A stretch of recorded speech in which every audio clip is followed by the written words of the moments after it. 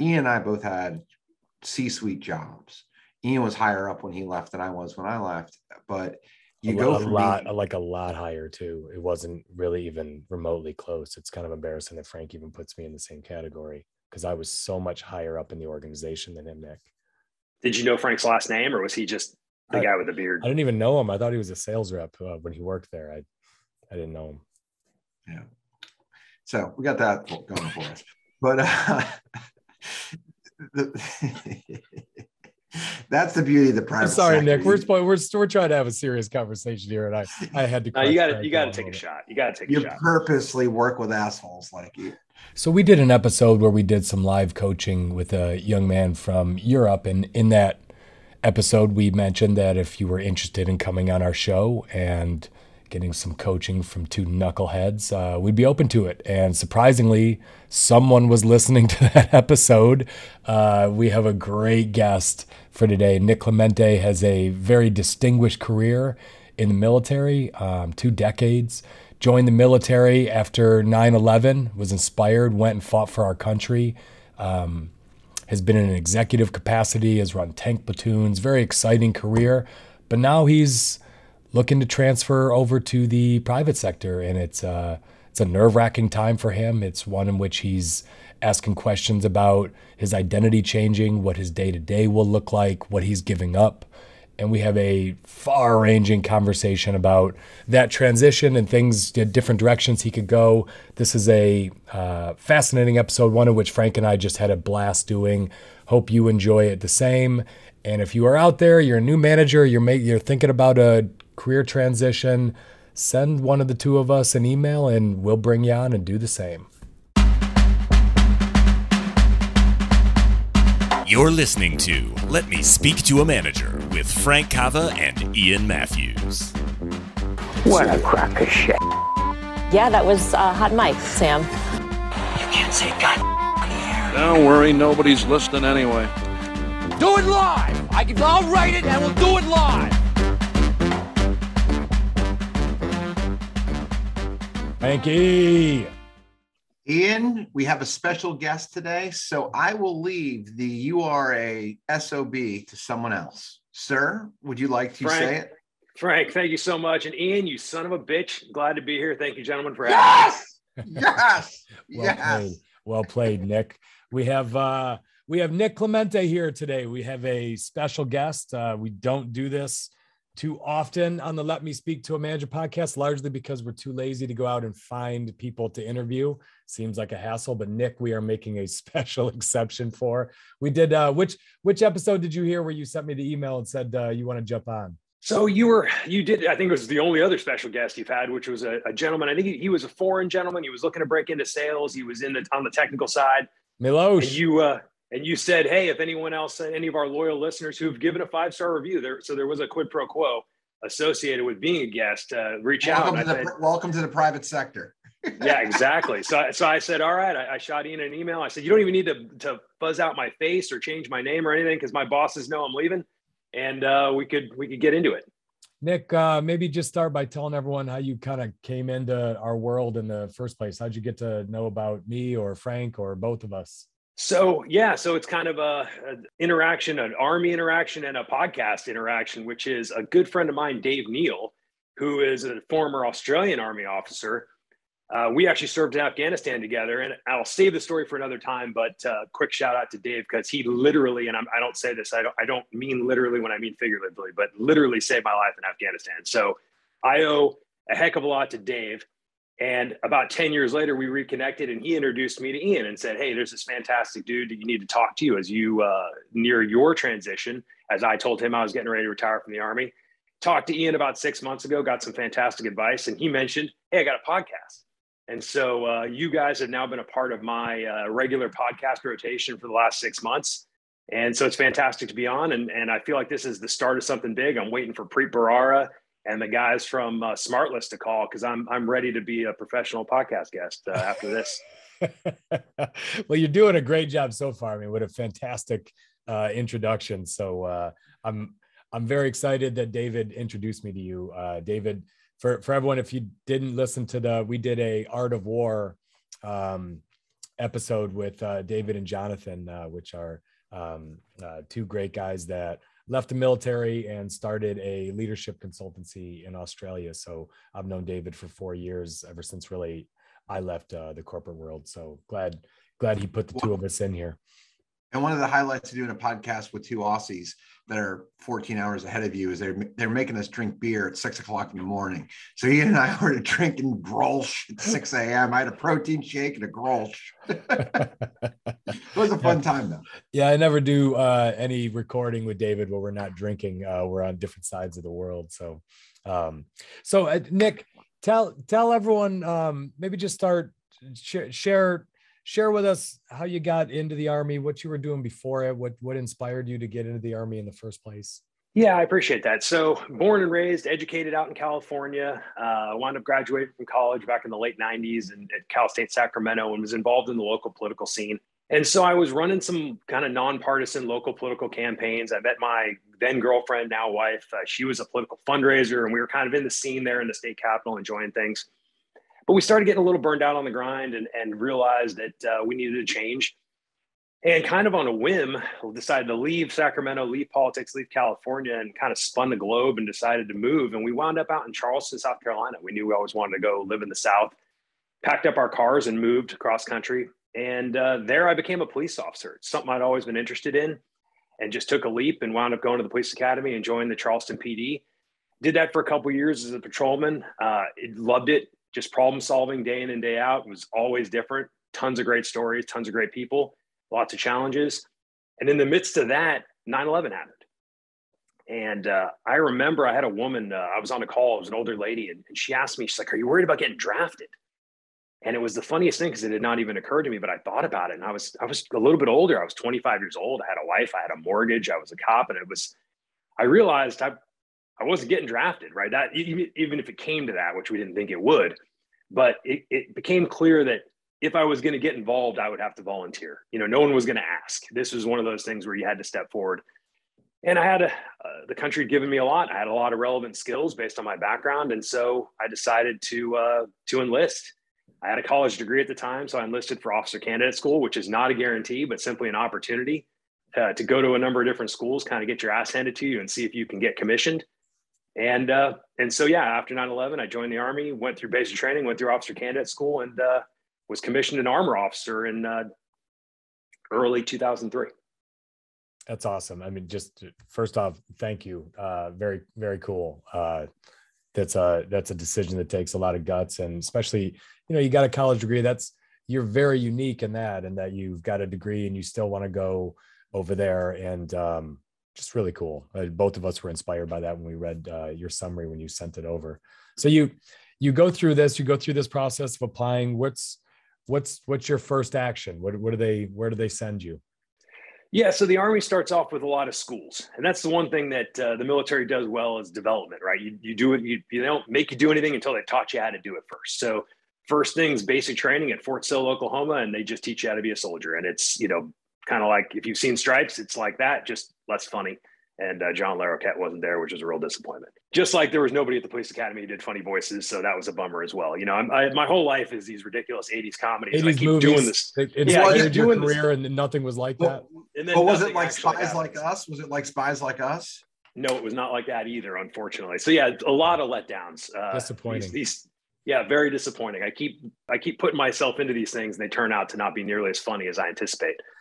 But then down to Fort Benning, Georgia, right there. If you've ever seen We Were Soldiers Once and Young, where they've got the big towers, you've seen it in the movie. It's right there, and that's where they do the officer candidate school. And so for a good 16 weeks, they treat you like crap and beat you up and give you a bunch of sort of test your mettle both physically and mentally, and try to figure out if you're worthy of leadership. And if you pass, then you're commissioned, and so you're a second lieutenant. And there's a whole bunch of different branches in the military, right? Everything from infantry, armor, aviation to logistics and finance and human resources, right? All kinds of different stuff. And I was lucky to be branched an armor officer, which means I got to be combat arms, but I didn't have to walk and carry a really heavy rucksack, which I had learned in my first year in the Army that was not that much fun. So I didn't want to sleep in a hole anymore, and I didn't want to have to carry 85 pounds of crap. So the beauty of the tank is it carries it for you, and you're rolling around with 70 tons of armor and a ridiculous amount of armaments. And so the next thing from there was Fort Knox, Kentucky, which is at the time was home of armor, and they teach you how to be a tank commander and a tank platoon leader, which is you're in charge of 4 tanks and the 16 people that run them. And so off to Fort Knox, Kentucky, and just to kind of let you also know where I was in my life at that time. Like any good soldier, I got my wife pregnant at my going away party. She got knocked up the night before I left for the military. So my first call from basic training was, I'm pregnant. And so now my wife's 7.5 months pregnant. We're finally back together. We're at Fort Knox, Kentucky. So I'm learning how to be a tank officer and preparing to be a father. My son Joey was born while we were there. Fantastic, finished up school, and then off to Fort Riley, Kansas, where I become a tank platoon leader for my very, very first job, and assigned 4 tanks, 15 guys, and now it's OJT, right? On the job training, you're leading and learning, and that's one of the interesting parts about the military is you're technically in charge, but you don't really know that much. You're a real sort of amateur, and you're kind of new to the game. And so you've got to be in charge of folks who are a little more senior in terms of age in a lot of ways, but definitely more senior in terms of their knowledge and their experience. So it's an interesting balancing act that can be tough, but I think it's vitally important to your development. And then from there, the Iraq War was kicking off right at that point. And so shortly thereafter, my unit was deployed to Iraq, and I spent a year north of Baghdad in a place called Baquba, conducting security operations, working with the Iraqi police and the Iraqi army. And when you were there with the Iraqi army, were you still in charge of a tank platoon? I stayed in charge of the tank platoon the entire time. Same tank, same 16 guys. Did you go over with for the most part? It was a really cool thing. In those early days, they kind of put a stop on the traditional inflow and outflow of personnel and leadership changes, because the idea was, hey, we're going to war, we need continuity.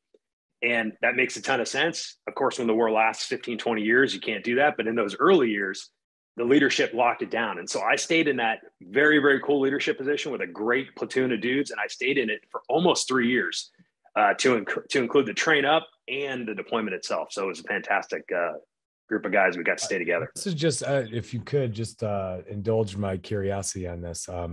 If you have 16 guys, do you have one mechanic, multiple mechanics? How important is someone who can fix these things out in the field? Because they got to run. Or do these things run like new trucks, like they don't ever break down anymore? No, they break constantly.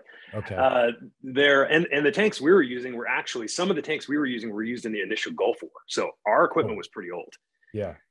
So there's 4 personnel per tank and 4 tanks. That's where you get to the 16.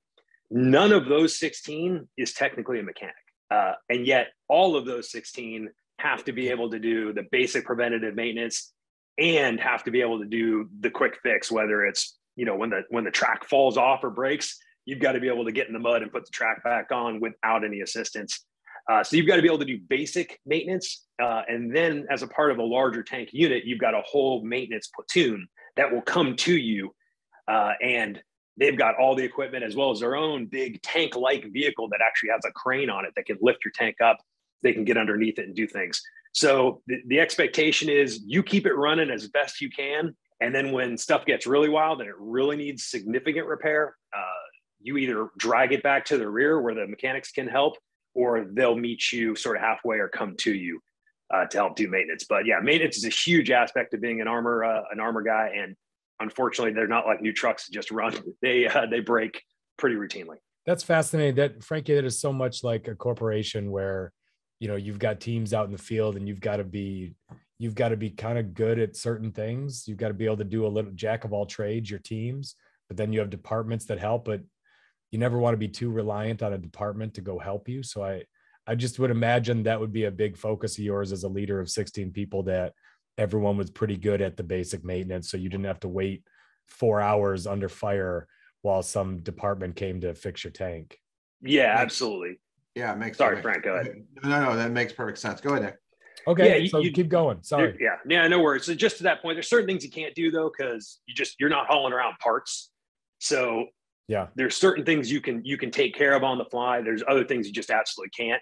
Yeah. So you've typically got to go back to the rear because it's tanks are pretty significant pieces of equipment that require the parts that they require are extensive, and they're big. There's not something you can just lug around. These smaller stuff, sure.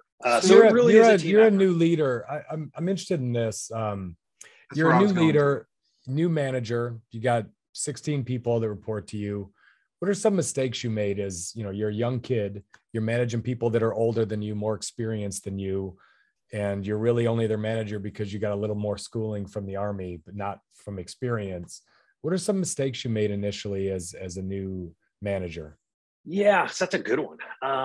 One of the mistakes I made originally was assuming that my subordinates maybe knew more than they did. I remember one of the very first things we did was went out to the National Training Center out in the desert of California. And if you imagine the world's coolest and most expensive game of laser tag on, tens of thousands of acres. And we went out there, and one of the things they teach you in officer school, right? What kind of the continuous refrain is, well, don't worry about it too much. Your platoon sergeant will help you. And he's your kind of crusty old guy that's got 15 plus years of experience. So the idea is, the platoon sergeant will he'll help you do that. And so we get out to NTC and we had to do a defense. And it's a pretty, deliberate defense where you had to dig in your positions and prepare for an enemy attack. And I had never done one before, especially not at this scale. And so my assumption was, oh, great, my NCOs they got this. I'm just going to have to, make sure we kind of stick with the plan. But generally, I'm gonna learn from them.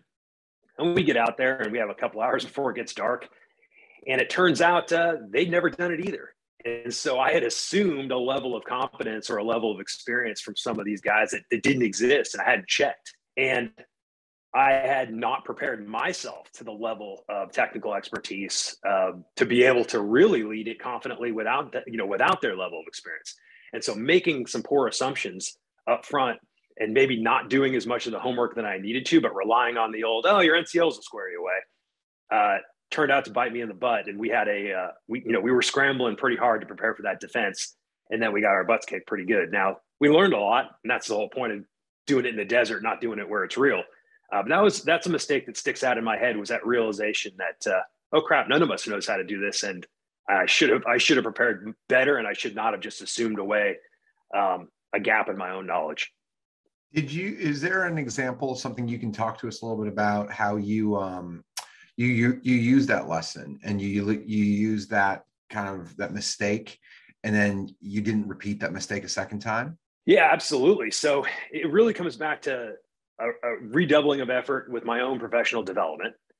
So the idea that, no, you really can't rely on anybody, and it's a team effort, right? So you're not going to be able to do everything yourself, but to make sure that I really had the fundamentals down, really down pat. And so that was a matter of, in the months and years to come, it was really about studying the fundamentals and making sure that I really had it down. Number one. Number two, and I think the bigger lesson though that extends for more people, was those assumptions came from a lack of communication. And so getting back there and assuming now that they were not assuming, and making sure that I was communicating and setting expectations, both my own and that of my team, and making sure that I was clear about what people knew, what people didn't know, where their confidence, lied, and where mine was, and just being much more open about the way that I communicated with folks from that point on, and being much more in terms of setting expectations and not making assumptions. That was critical going forward. So there was two things you mentioned. You mentioned fundamentals and then either assumptions or communication. Let's deal with the first one first. When you say fundamentals, did that basically boil down to you kind of looked inwardly first? Absolutely. Okay. And what were when you say fundamentals, like what were some of the fundamentals that you worked on? So the Army is really, so we've got what we call doctrine, right? And doctrine is it's an authoritative but not prescriptive way of describing how to do things tactically. So anything from an attack to a defense to, even just how you conduct logistics operations, right? And so we have these manuals that lay it out. Now, it's not to say you have to do it by the manual every time, because the environment's going to change and you're going to be able to adjust. But the notion is you should really know your stuff, and you should know sort of what right looks like and have studied the playbook before you start throwing the playbook out or adjusting the play on the fly, right? And so that's when I say fundamentals, it was really about studying and practicing that playbook so that I had it ingrained and that our people had it ingrained. And then we were, sort of good enough to adjust and make the changes. I want to stay with Frank's question for just one more second. So preparation, incredibly important in business, just the same of, not just running out there with your eyes closed and firing away.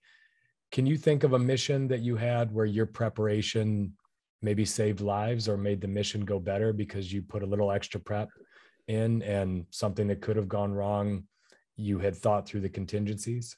You're at the end of it, you're like, man, you call it a fundamental. I'm glad I'm glad I learned that, because that really came through. Glad I prepared. Yeah. Yeah. So I think, and there's a ton, right? There's a ton of missions where that actually absolutely comes into play. Off the top of my head, and this is going to be decidedly unsexy, but it comes back to fundamentals, right? And this is in Afghanistan, and we had a vehicle breakdown. Now, one of the things that we did repeatedly was we constantly rehearsed, right? We always rehearsed. We call them battle drills, right? So these are things that you do sort of instinctively. Again, they're like plays if you think about sports. And so, there's times when people will roll their eyes like, oh, sir, we're doing this again. We just did it yesterday. We did it the day before. But I was pretty anal and disciplined about always doing our battle drills, always rehearsing, and doing full up like, hey, we're going to go ahead and practice how to change a tire on this vehicle, right? Or we're going to go ahead and practice how to recover a vehicle rapidly under fire. So when I say recover a vehicle, meaning the tow straps are already set up. They're zip tied very, very loosely so that you can quickly just break them away, right? So the front vehicle just comes back, you break away the tow straps, you slap it in. Only one person has to expose himself to enemy fire, and then you're quickly on the move again. Because one of the worst things you can do is sit on the X, as we call it, right? You don't want to sit static where you can be easily targeted. And so you want to continue to move and be aggressive. And even if it's only a foot, right? Get off the X, continue to move. And so we would rehearse and practice. And I remember distinctly a mission in Afghanistan where we were in a pretty bad place and a vehicle broke down, and that recovery drill happened like clockwork. I mean, it was beautiful to watch the guys do it. Only one person exposed themselves. He did it undercover, quickly hooked up, and we were back on the move again, and we're able to recover the vehicle without incident all the way back to the base. And it was one of those ones where if you hadn't practiced as often as we had, we wouldn't have been able to do it so smoothly, so quickly, and I think without incident. So it was one of those ones where we all kind of patted ourselves on the back like, oh yeah, I guess practice and all that stuff. It was boring. It was hot. It was, onerous, but it was definitely worth it. And anyone who's been to Iraq, Afghanistan has similar stories for sure. One of my friends is a Marine. He went to the Marine, enlisted. He went to the Naval Academy, graduated as an officer, and then re-enlisted in the Marines as an officer. But they call it in Marine parlance being squared away. Is that the same thing that you call it in the Army? We do. Yep. Yeah. And that's a big thing, right? That squared away means you did all your homework. You can do it with the personality, but it gives you the preparation. I have another friend of mine who has a boat, and he always talks about the preparation that goes into making sure everything on the boat is squared away before you get on that boat. He was 30 miles offshore and his boat sunk, but thank God he had the backup vehicle ready, and he watched his boat sink from a boat, not in a life jacket. But that takes you. He's been doing it for 20 something years, always checking that boat. It's a pain in the ass to watch him check that boat, wait, because you want to get going, you want to drink beer, you want to be moving, but you don't do it one time, and that's how it happens. I think Nick, from Frank's asking you really good questions, but he's asking you questions that a business owner would ask if you were interviewing for any position. So one thing to think about is you explain that answer. Your first answer was kind of general. So it was, make sure the fundamentals are there, prepare, communicate. I wouldn't remember that if I were interviewing you. I wouldn't remember anything you said because it just kind of sounds like anyone could have said it. I'd remember the second one. We drilled and drilled and drilled how to recover under fire. We were in a hairy situation in Afghanistan, and our tank was stagnant, and we were able to, we broke down, and only one person had to get out, and those drills kept us moving and probably kept us alive. I'm going to remember that story. I'm going to remember it 100%. I will remember that because I felt like I was there when you told it. So something just to think about for yourself. You're going to be, you're coming out into the civilian world. You're getting into the private sector. When you talk to a manager or an executive, a business owner, and they ask you a question in an interview, you have so many colorful, rich stories. Try not to speak in platitudes. Try to speak in very specific situations where you were under distress and you had to make a decision. You had to lead a team. You had to get people that were nervous or didn't know what to do, and you had to convince them how to move forward. Speak in those kind of terms. So have like 15 stories just like that you can crush, that no matter what Frank asks you, you know you're going to use one of those 15 stories, and it will make me think, God, I want that guy making decisions in my company. Because Frank runs a sales team. It's not as exciting as running a tank platoon under fire, but I'll tell you this, Frank reps with his salespeople. He puts them under duress. He makes them do practice runs of what a customer might say to them, a prospect. He makes them overcome objections long before they get on the phone, because when they do, and Frank's not there looking over their shoulder to see how they do, he needs to know that they'll respond with the right words. And it's the same in business. You prep and prep and prep for what could happen, situational, same. So try to think of the kind of things, as I listen to that is transferable. And you want to be able to talk about that when you talk to a business owner, if you want to consult for them or if you want to work for them. Putting my spin on it, I'll do this. Just like when Ian uses the word platitude, I don't know what that means. And I don't know what Army parlance is. I don't understand it. Like, I don't get it. And neither do most of the people that you're interviewing with. They're not going to get the technical, but we all know what a tank is. I don't know if you use the initials or the letters, what that is. But what you want to do when you do interviewing, resume writing, is you want to put things in there that are big, right? Like if you put volunteered after 9/11, like that's going to be a story. If you sat in front of me after I read your resume, I'm asking you about that, because that's character. Those are things I thought about it. I didn't do a damn thing. So I look up to people who did something like that. And what Ian is talking about with platitudes and such, and what I'm talking about with parlance, is really just giving lures that business owners in the private sector can catch on to. When I transitioned from construction to sales, like I used to write down the code of the fireplace, and the sales rep that I work with was like, nobody cares what the code is. Like, well, construction cares. She goes, construction ain't buying this house. Those people are. So we wrote fireplace, we'd write gas, we'd write log. Like that was important. It was no longer the code. So as you have to take some of these things that you think are mundane or are prescriptive, and you need to turn them into stories. And my guess is you've got dozens of them that you can just talk about, that get people like us that don't understand it and are a little bit in awe of you excited. And what you want to do in a resume and in an interview is get people to root for you, like you, want to, like, I can relate to this person. And the more you speak in generalities that morons like us can understand, the better suited you're going to be in that moment. Yeah, because you've been just living in it, so same. I'll take the mortgage industry. Mortgage industry has more acronyms than anything in the world other than the Army. Military. But you can't, when you're talking to a person who just wants to get a mortgage and just doesn't live in it, they don't know what FHA and Fannie Mae and Freddie Mac, and they don't know what an LTV is versus a DTI. There are so many acronyms. It's insane, but you can't talk to people like that. And it's kind of the same with you, be careful with even NCO. The average person talking to you who's been in the private sector for 20 years has no idea what that means, or they don't know what all the ranks are. Is a sergeant above a corporal? Is it above they don't really know. So kind of just dumb it down a little to, I was leading a team of 16 men. I was their manager. Just try to talk in terms of how a company's run, because companies don't have all these different levels and layers and titles. So things to just kind of think about as you go through.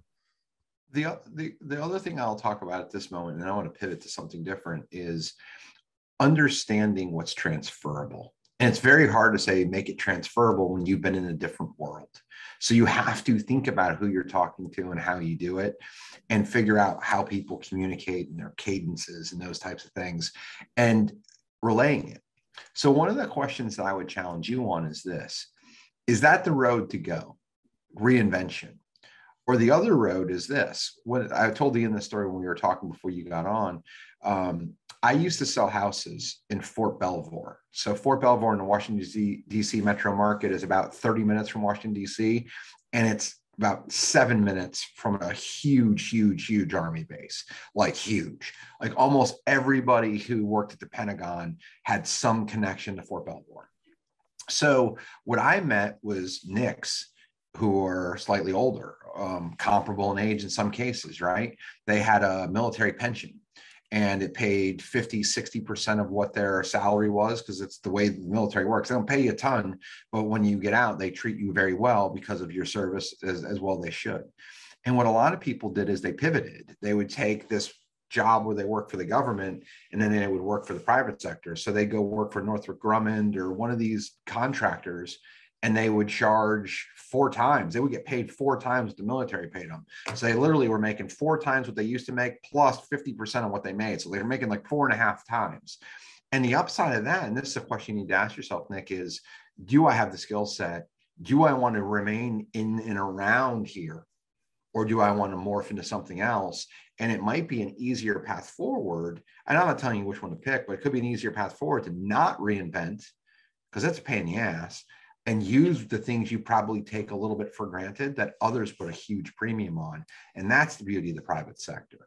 Yeah, Frank, that's great advice. And I'm very familiar with the Fort Belvoir area. I actually went to school there and lived in the DC area for a while. So I can visualize exactly what you're talking about. And I'm going to be one of those people you're talking about here pretty soon. Blessed to have a little pension coming in, about 50% of what I make now, which provides me a nice floor.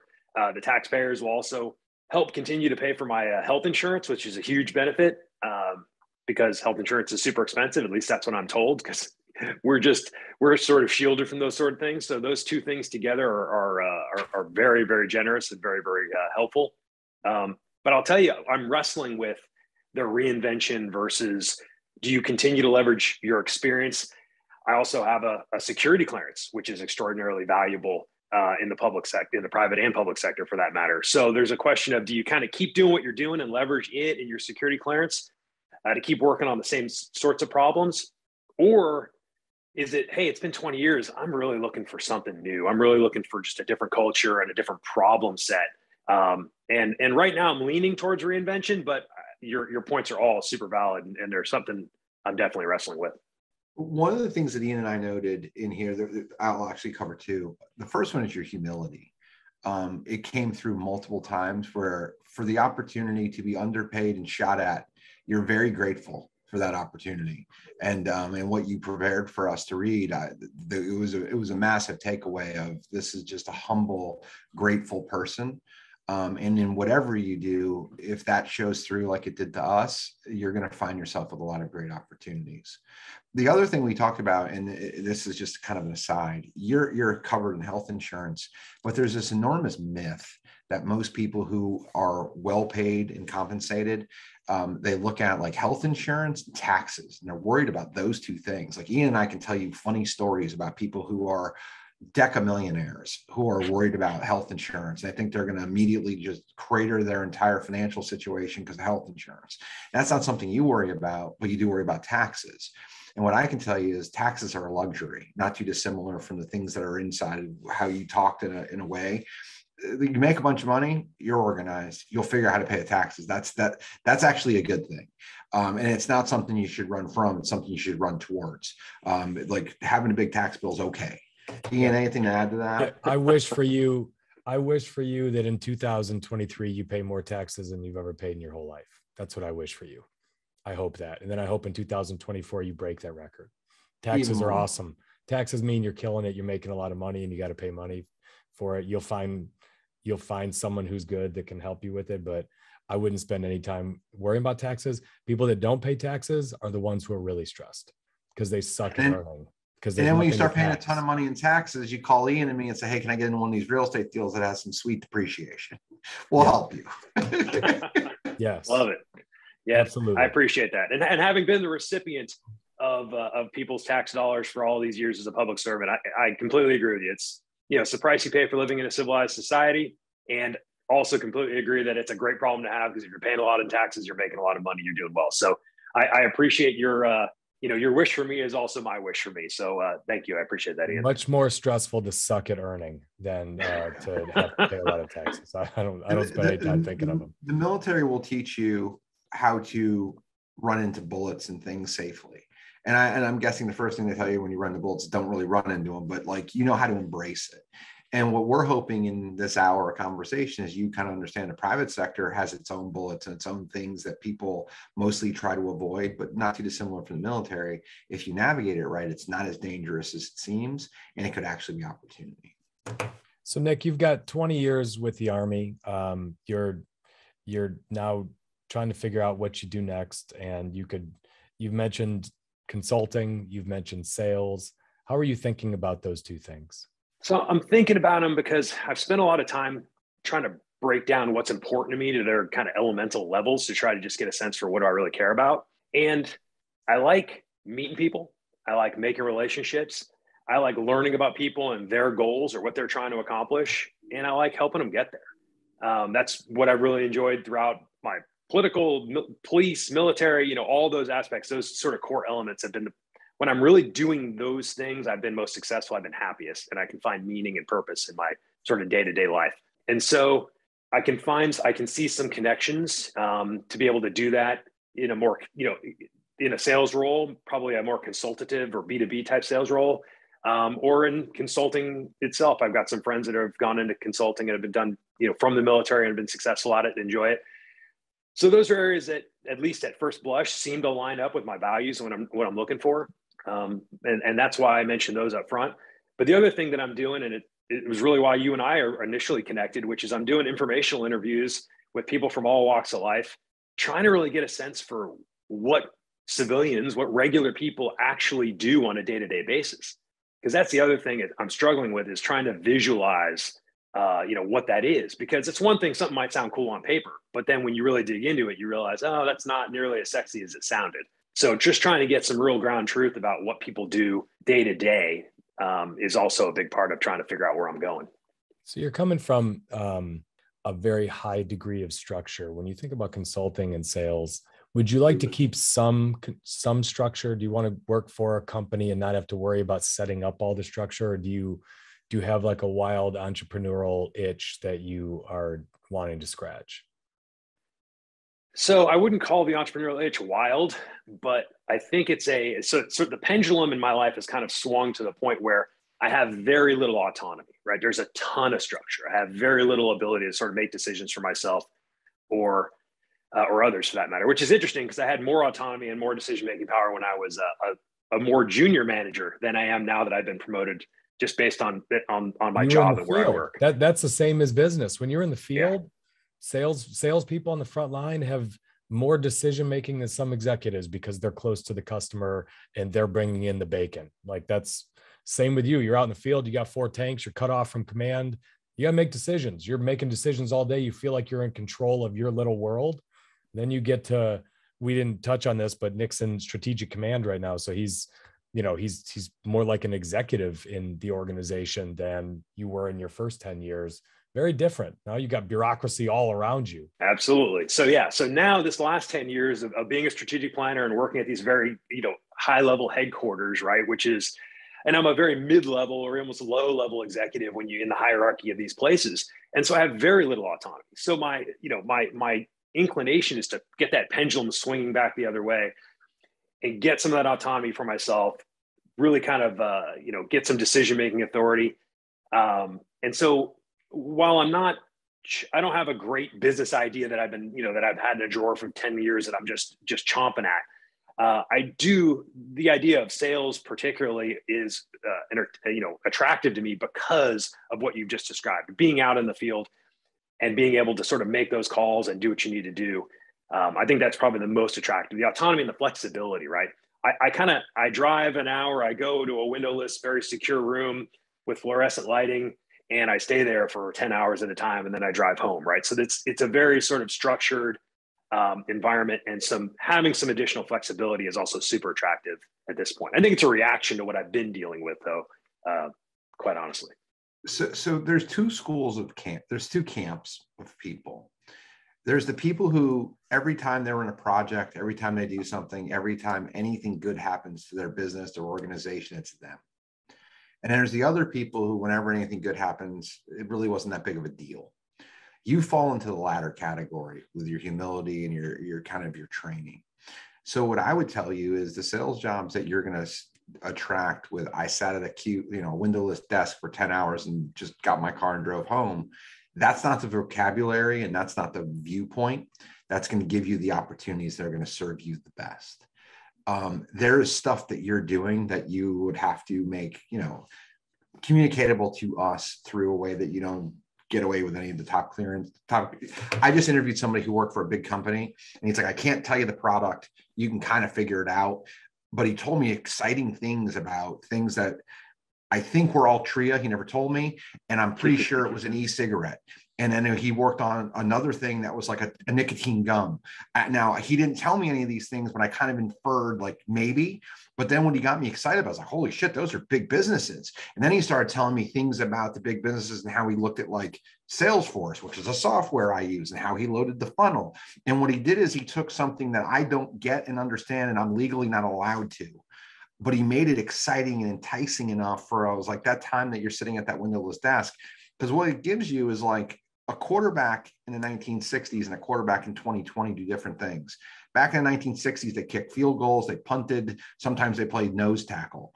Nowadays, they just play quarterback, but they got pretty damn good lives for doing one really good thing, but they're really good at it. So my guess is the breadth of experiences and the things that you have give you more opportunity than maybe your humility lets you or the military allows you to think about.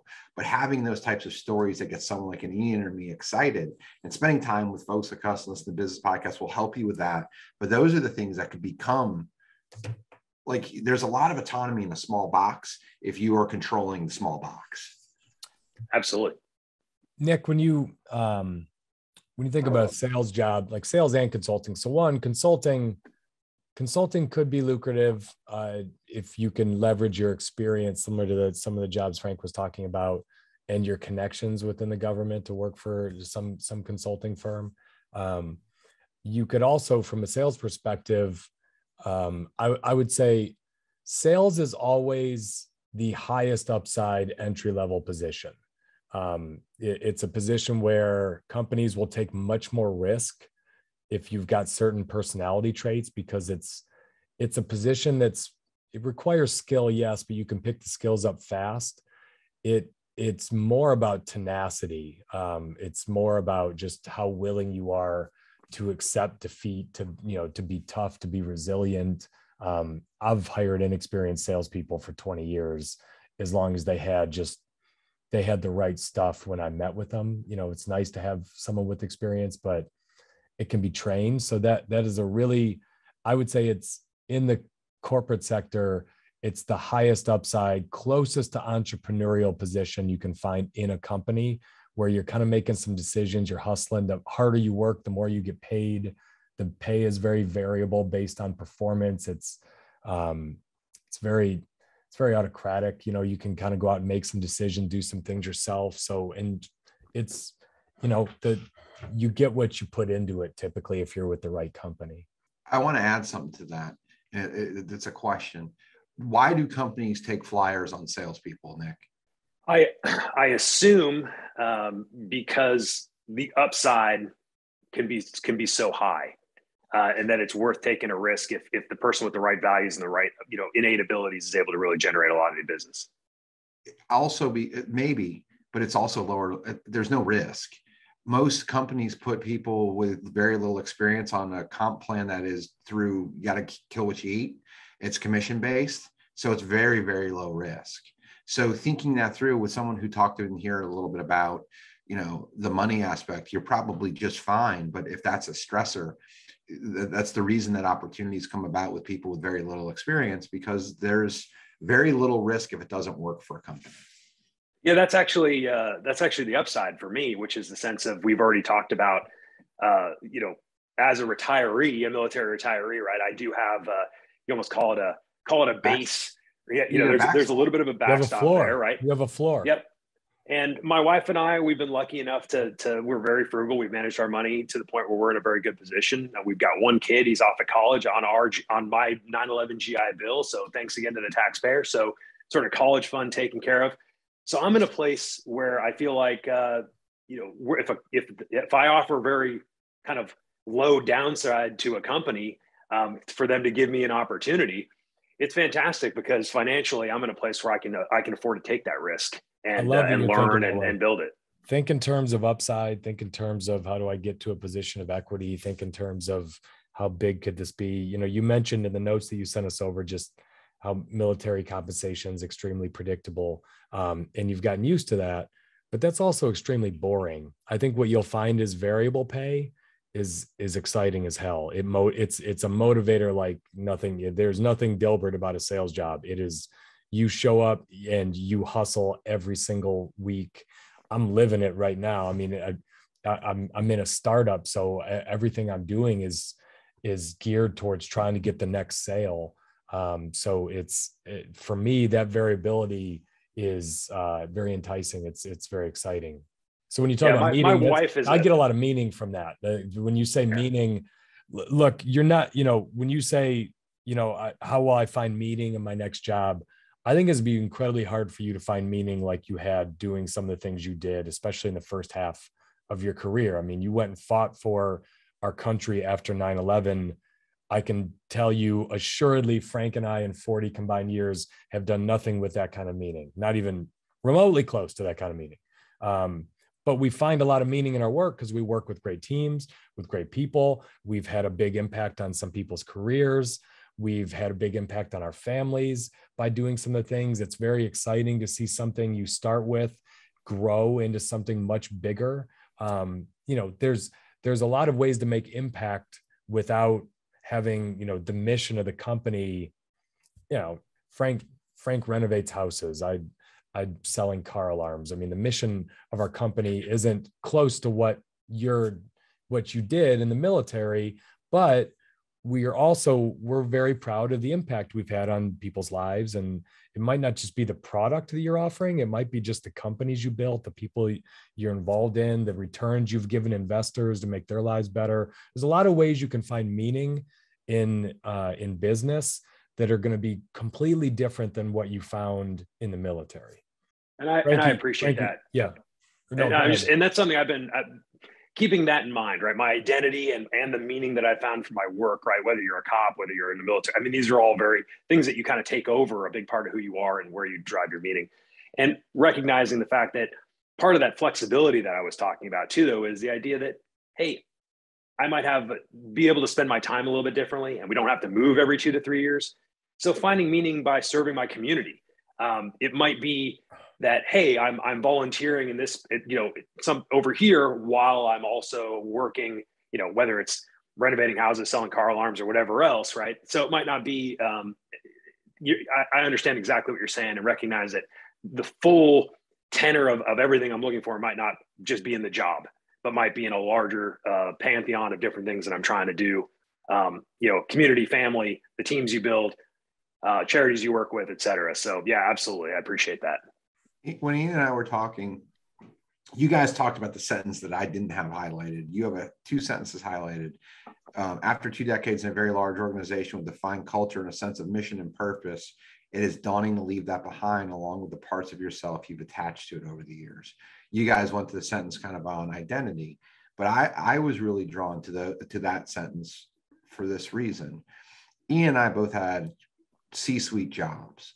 Ian was higher up when he left than I was when I left, but you go from a lot higher too. It wasn't really even remotely close. It's kind of embarrassing that Frank even puts me in the same category because I was so much higher up in the organization than him, Nick. Did you know Frank's last name, or was he just the guy with the beard? I didn't even know him. I thought he was a sales rep when he worked there. I didn't know him. So we got that going for us. But that's the beauty of the private. I'm sorry, Nick. We're trying to have a serious conversation here, and I had to. No, you got to take a shot. You got to take a shot. You purposely work with assholes like you. But the thing of it is, like, both of us were C-suite guys, and we talked about this, and maybe Ian's humility that has allowed him to forget this, but I haven't. You go from being pretty important to pretty unimportant, and there's the going away parties and the emails and a couple of phone calls. And then there's this like enormous gap. And it's like, what the hell did I do? And I remember that point of why did I do this for a while? Like I'm 14 years into this thing, and it probably followed me around for 5, if not 7. So it's real. Like you're leaving something behind. They give you a statistic. I've never been divorced, but I had a girlfriend for almost a decade. And there's something they tell you about divorce where it takes you half as long as the relationship to be done with that relationship, right? So if you're in a marriage for 10 years, 5 years later, you're free of it in a way that you can really move on substantively. And what I hear in reading that to you is there's some things there that you'll have to leave behind. And there will be this period where it kind of, for lack of better terms, you got to eat shit. And Ian and I both have done it in multiple ways to ultimately get what we want. But that's okay.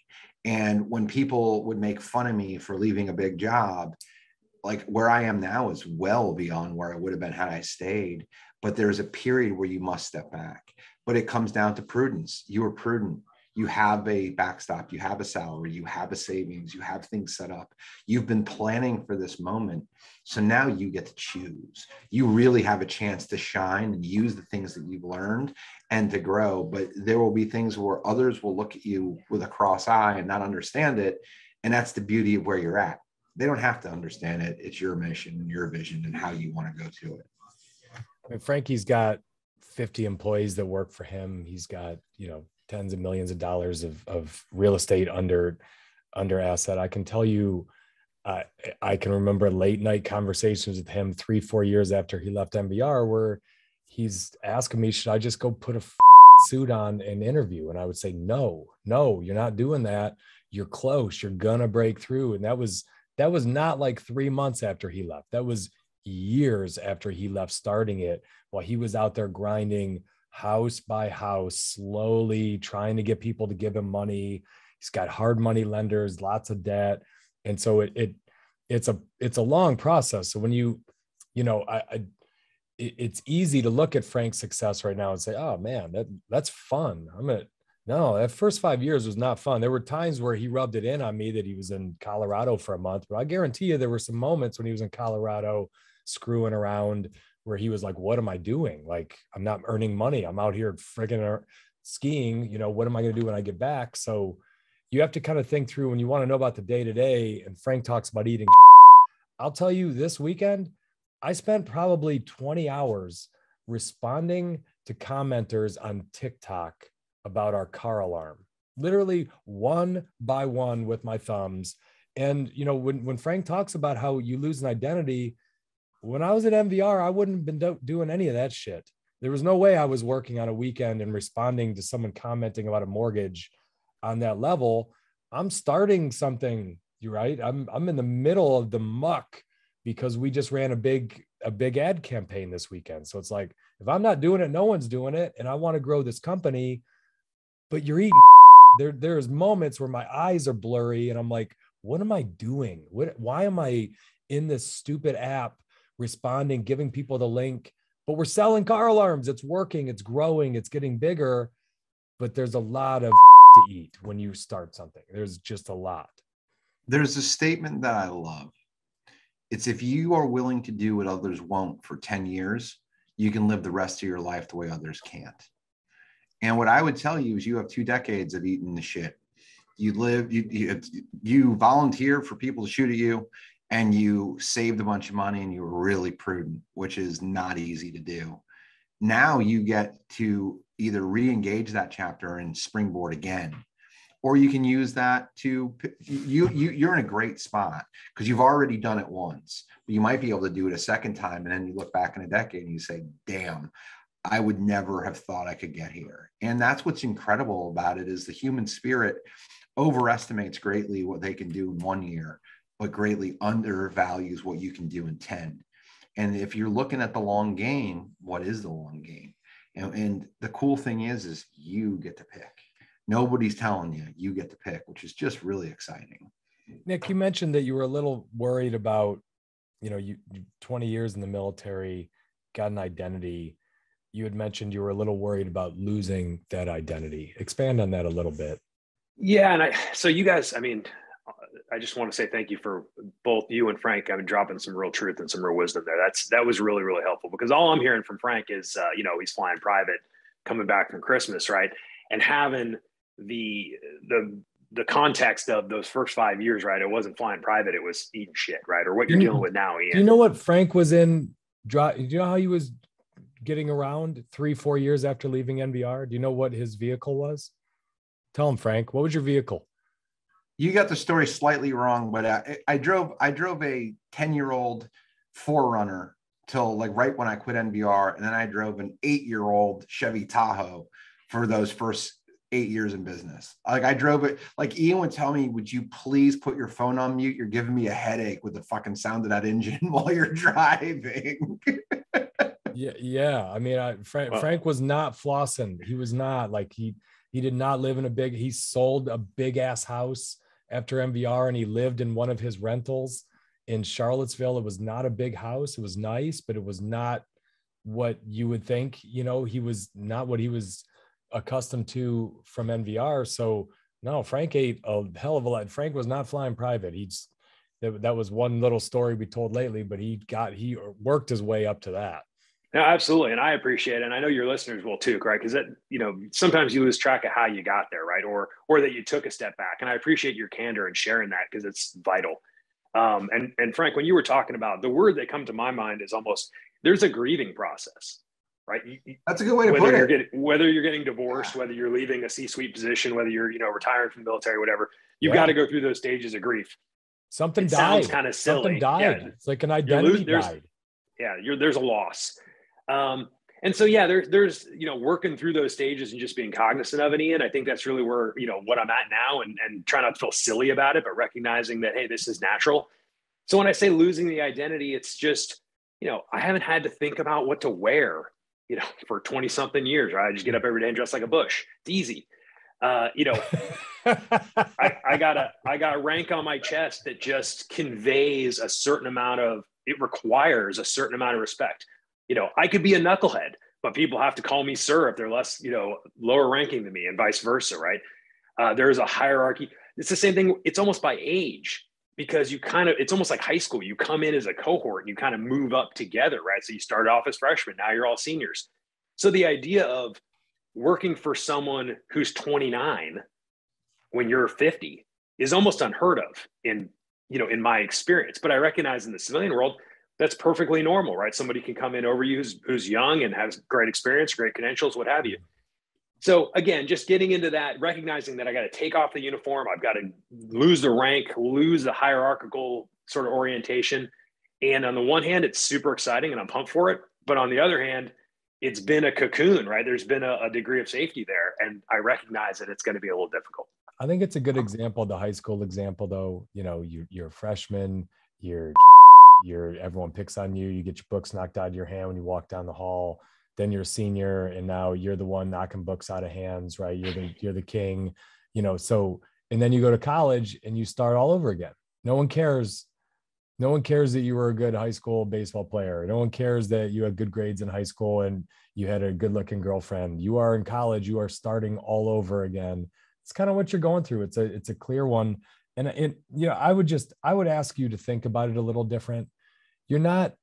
Yes, there's a grieving process. Yes, Frank and I went through it to an extent, but you're not losing an identity. I would look at it as an opportunity to gain a whole new one, to gain something new, to change your life, to make it more exciting. Frank gave me, I've shared this before on different episodes.